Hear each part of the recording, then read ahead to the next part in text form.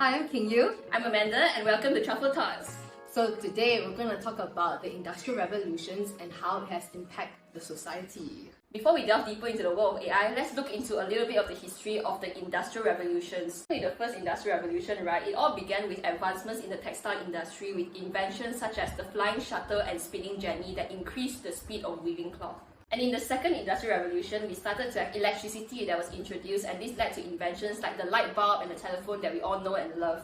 Automobiles and airplanes were also developed with petroleum as another source of energy, and this is when Henry Ford introduced the moving assembly line. Oh, like the Oompa Loompa from Charlie and the Chocolate Charlie Factory. and the Chocolate Factory. Okay. Oompa Loompa. So in the third industrial revolution, this was the start of the digital age, where the invention of computers and electronics was introduced and creating this very globalized society we live in today. And now we have reached to present day, which is the fourth industrial revolution, where the worlds of physical and digital and our biological worlds, meaning like our thumbprints, facial recognition, are all coming together, blurring the lines of technology. Okay, cool. So that's all for the industrial revolutions, right? No, we have the fifth industrial revolution, which is coming up. There's one more? Yes. So now we're moving towards the fifth industrial revolution. So in the fourth industrial revolutions, we were still separated by a screen. So our digital part and then the human lives is separated.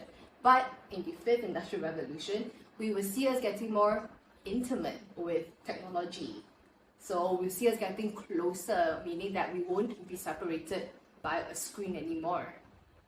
What do you mean we won't be separated by a screen? Are you saying they're gonna implant stuff in our brain? Like, what is going on here? Maybe actually, because like currently, Meta or like Facebook, they actually acquired this company called Control Labs, and they've already developed this like mind reading wristband, whereby you can actually control the screen through thinking. So like somehow your thoughts are connected to the wristband, and actually I can control the screen with it. We're still separated by a screen because we still need the wristband to control the screen. But who knows? Maybe in the future, chips could be implanted into our brains, maybe. So that's why we say that in the fifth industrial revolution, we are getting more comfortable. So in the fourth industrial revolution, we are still living in fear that AI and robots will take over our jobs. But then in the fifth industrial revolution, we live in harmony with AI and robots. So now that we have went through like the history of all the industrial revolutions, let's talk about the real world applications right now. So you're going to talk about like chatgpt, what's happening with that? Well, I just found out while we were filming that OpenAI released a new version of chatgpt, which I didn't really research. So yeah, I feel like there's a new version every week. Yeah, there is, but I guess I'll just run through what chatgpt is first. Yeah, that's okay. Yeah. So as we all know by now, chatgpt was developed by OpenAI, and it's an advanced natural language model that actually has been trained on a wide variety of internet texts and is able to generate human-like responses when it comes to different questions or text-based prompts. So thanks to the hype of chatgpt, people have been looking for alternatives all over TikTok for all kinds of AI tools, and of course, tech rivals like Google, Microsoft, and Amazon have also started developing their own language models. So for the new version of chatgpt, it was released sometime in March and it's called GPT-4. Ooh, can we try that out? I wish, but we don't have the budget for that. So compared to chatgpt, GPT-4 has a more improved language modeling capability because they trained it on a larger size and more diverse level of training data, and they have also improved its ability to understand the context of language. And aside from that, they also improve its ability to perform more tasks related to things like image and voice recognition. And of course, people worldwide are obsessed with GPT-4 and playing around with it. Oh, I have another fun example of tech advancements. Have you tried any TikTok filters lately? Yes. The bold glamour one? Yes, the bold glamour. How do you feel about that? I look like a man. Yeah, I mean, I know you're supposed to look like really pretty, like a model pretty. Like glamorous, Hollywood vibes. Yeah, IG pretty, but I look like a man. I just didn't look like myself. I didn't really like it. But apparently there's a deeper way that this was created compared to other filters. This used machine learning and it regenerated every single pixel on your face, or so it's speculated. No wonder it does not move. Whenever I move, it stays on my face. Or like when you wave your hand in front of your face, the lipstick doesn't move away, right? I see, compared to like other filters. Yeah.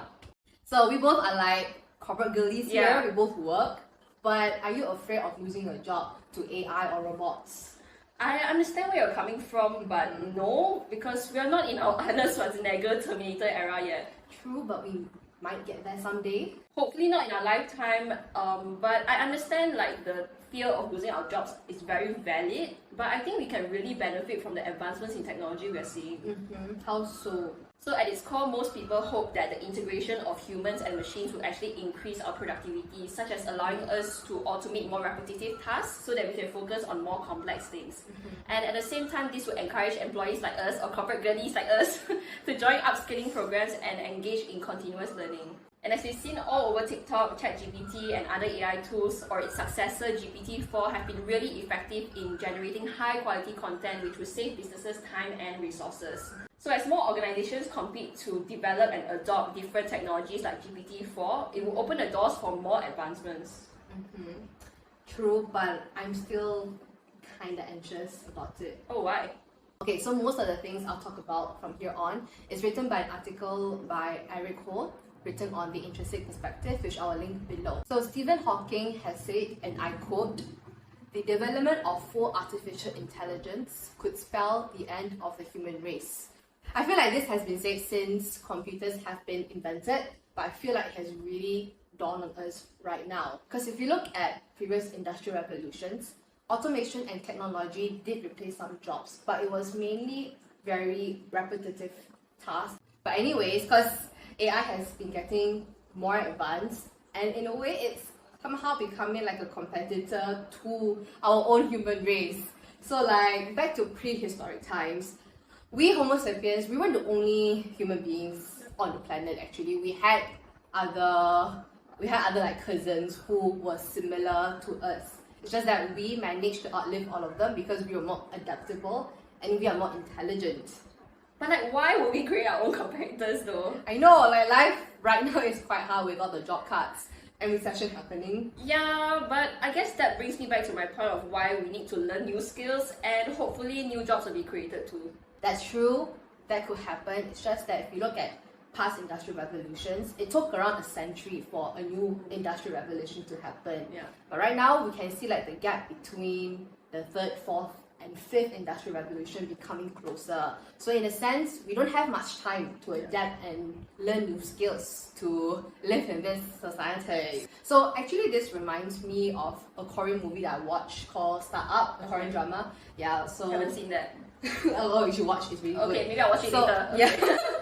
So there was this scene where the father, I think, was he was on strike, was expressing the need to slow things down so that people like him will still have a job. But at the same time, he was also expressing his hopes that his son can continue his ambition to create new technology to build a better future. So it talks about like that scene itself, talks about finding a balance between both advancing and progressing for the future, but at the same time, we need to take things slower so that we do not leave people behind. I've also been seeing a lot on TikTok whereby people will use this AI tool to mimic a certain celebrity's voice. Oh, I did see something like that as well that can actually create videos with characters and use text-to-speech audio that sound really realistic.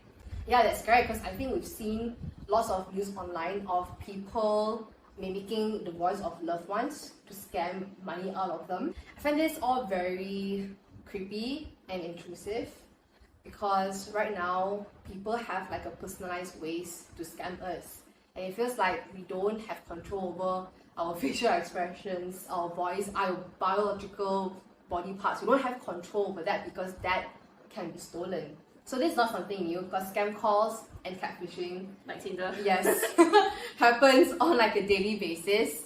It's just that right now it's more accessible because every time you're on camera, every time you film something, people can, yes, like we're on camera. We're on camera right now. You guys can steal our facial expressions. Please don't. Yeah, please don't. But you guys can steal our facial expressions, our data, and be used. And it's easier for anyone to do it right now. But don't.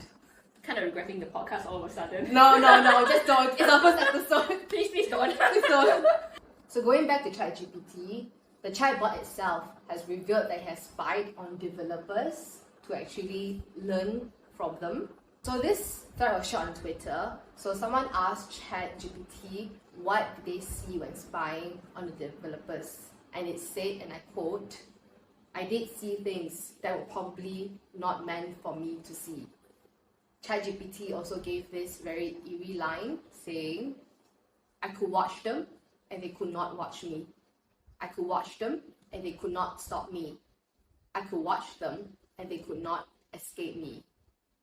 Some people say like that whole conversation was rigged, like they told ChatGPT to speak in that very creepy and eerie manner. But essentially, ChatGPT has already been spying on us because that's how it learns. It learns through watching videos of us on TikTok, YouTube, Instagram, and also it learns through what we post online. So it has already spied on us in a way. It's like ad personalization.